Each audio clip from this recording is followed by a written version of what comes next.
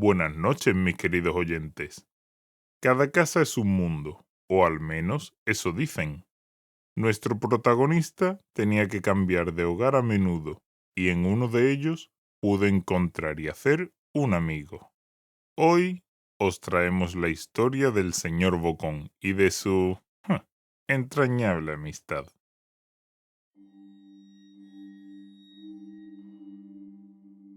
Durante mi niñez, mi familia era como una gota de agua en un gran río.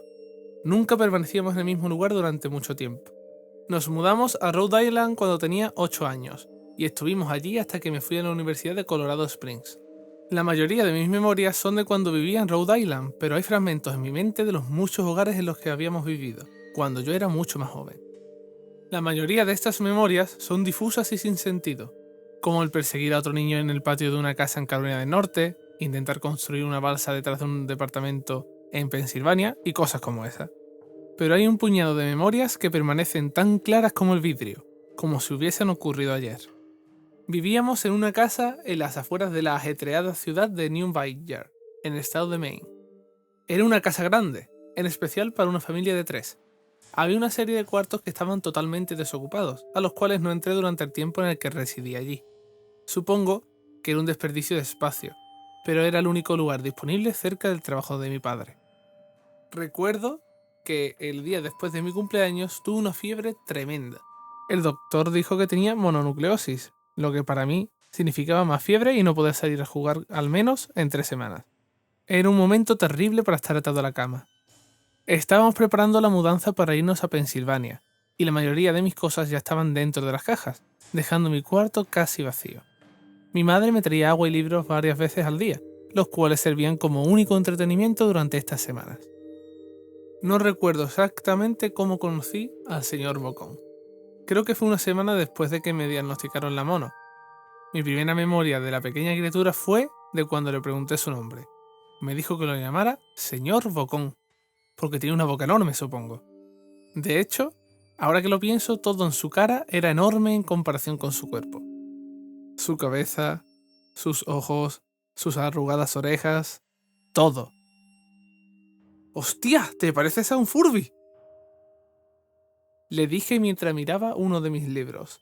El señor Bocón se detuvo y me miró extrañado. ¿Furby?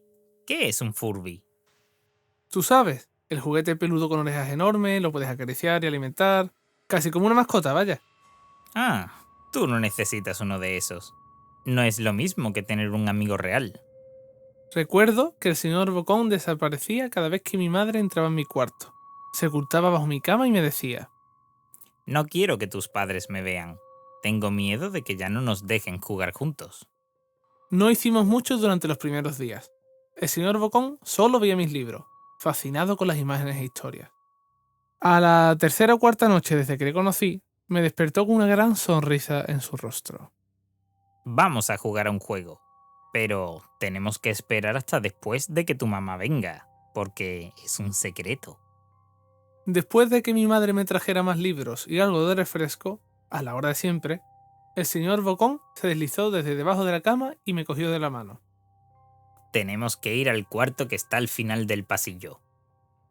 Me negué al principio, pero el señor Bocón insistió hasta que cedí. El cuarto en cuestión no tenía ni muebles ni tapiz. Lo único que le distinguía era una ventana del lado opuesto de la puerta. El señor Bocón corrió a través del cuarto y le dio un firme empujón a la ventana, dejándola un poco abierta. Entonces, él me insistió en que mirara hacia afuera.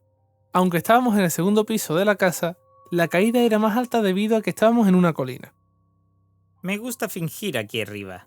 Finjo que hay un suave y enorme trampolín ahí abajo y brinco. Si lo crees con todas tus fuerzas, vas a ver que rebotas hasta aquí arriba de nuevo, como una pelota. Quiero que lo intentes. Esto está muy alto, ¿eh? Pero eso es lo divertido. No sería tan divertido si fuera una caída corta. Recuerdo haber fantaseado con la idea. Me dejaba caer en el aire como si fuera una pelusa y rebotaba en algo que mis ojos no podían ver. Pero esta vez, lo realista en mí prevaleció.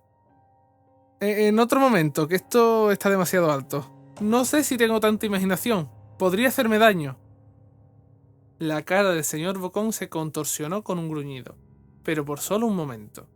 Decepcionado, se metió de nuevo en mi cama, donde estuvo quieto el resto del día. La mañana siguiente, el señor Bocón llegó con una pequeña caja. Quiero enseñarte malabares. Aquí hay algunas cosas que puedes usar para practicar antes de tu primera lección. Miré la caja. Estaba llena de cuchillos. ¡Mis padres me matarán!, le grité horrorizado, pues el señor Bocón había traído a mi cuarto objetos que mis padres no me hubieran dejado tocar nunca. Es divertido jugar con esto. Quiero que lo intentes. No puedo. Me regañarán. Los cuchillos no son seguros para lanzarse. Las cejas del señor Bocón se cerraron. Molesto, tomó la caja de los cuchillos y se metió debajo de la cama de nuevo. Durante todo el día. Me empezaba a preguntar cuánto tiempo se llevaba ahí abajo. Desde ese entonces empecé a tener problemas para dormir. El señor Bocón me despertaba cada noche diciéndome que había puesto un trampolín real debajo de la ventana. Uno enorme que no podía ver en la oscuridad. Siempre me negué. Y trataba de volver a dormir. Pero el señor Bocón persistía. Algunas veces se quedaba a mi lado hasta el amanecer, animándome a saltar. Ya no era tan divertido jugar con él. Una mañana mi madre fue hacia mi cuarto y me dijo que tenía permiso de ir a caminar fuera. Pensaba que el aire fresco sería bueno para mí, especialmente después de estar confinado en mi cuarto por tanto tiempo. Con emoción, corrí hacia el patio, esperando poder sentir el sol en mi cara. Pero de nuevo, el señor Bocón me estaba esperando. Hay algo que quiero que veas. Debía de tener un gesto extraño en mi rostro, ya que seguidamente me dijo. Es seguro, no pasa nada, te lo prometo. Lo seguí hasta un viejo camino que corría a través de los bosques detrás de mi casa. Este es un camino importante. Tengo muchos amiguitos de tu edad. Cuando estuvieron listos, los llevé por este camino, a un lugar especial.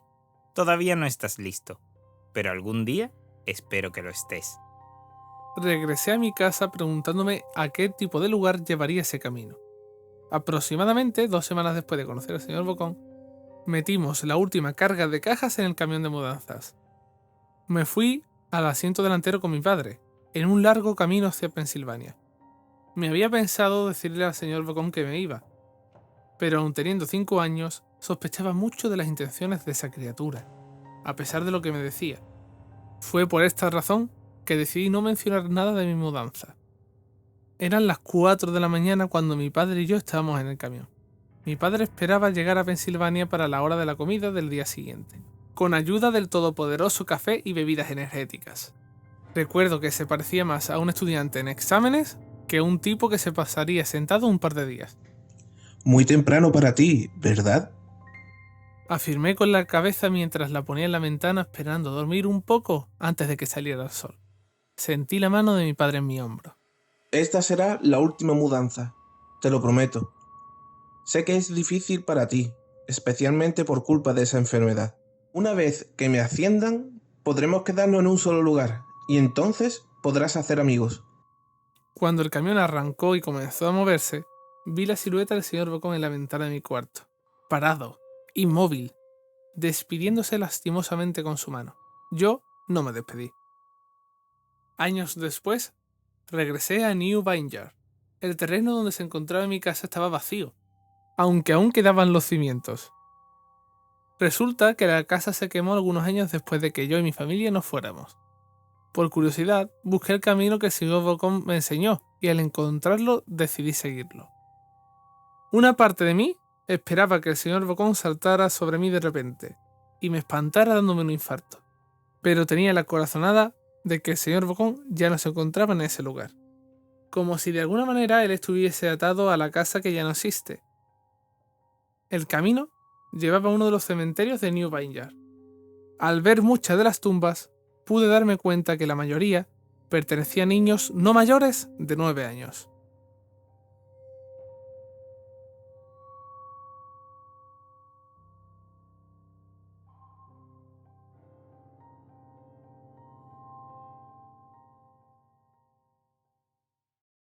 Y bien, ¿qué os ha parecido esta historia? Esperemos que la hayáis disfrutado tanto como nosotros. ¿Verdad, Cujo? A propósito, si tenéis algún relato en concreto que queráis pedir para que narremos, podéis escribirnos un correo, el cual os dejaremos en la descripción. y sopesaremos la posibilidad de narrarlo. Dicho esto, que tengáis dulces pesadillas.